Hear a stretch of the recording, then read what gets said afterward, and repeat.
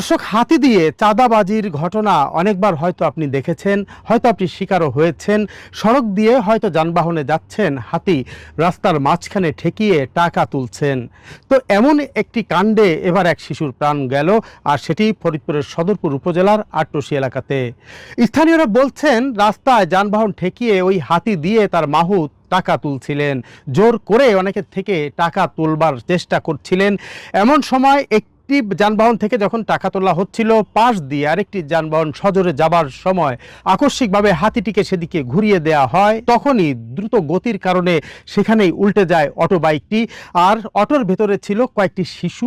উল্টে যাওয়ার সময় ছোট বাচ্চা, 6 মাসের বাচ্চা, 6-7 মাসের, সে পড়ে যায় নিচে, আর ঘটনাস্থলেই তার মৃত্যু হয়। এমন দুঃখজনক ঘটনার পর সেই হাতিটিকে আটক করেছে এলাকার মানুষ, এবং তারা সেই মাহুতকেও আটক করে পুলিশে দিয়েছে।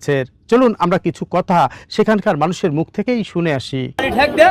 এই টাকা দেওয়াই দিয়ে দিয়েছে, ধাক্কা ঢালাইছে, রাতিতে গাড়িটা উঠে হেলাইছে, বাচ্চাটা কলে পড়ে গেছে, মারা গেছে, এখন মাথা ফেটে গেছে, ব্লিডিং হইতেছে।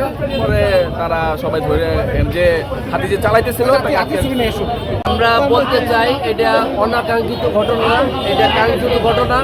কারণ যারা এই হাতি পুষে তারা বরাবরই এইভাবে হাতি নিয়ে বাইরে বের হয়ে একটা দুটা ঘটনা ঘটে। তাই আমরা বলতে চাই এটার বিচার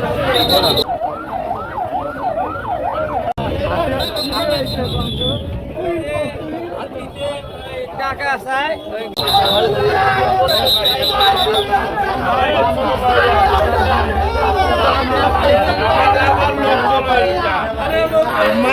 বাবা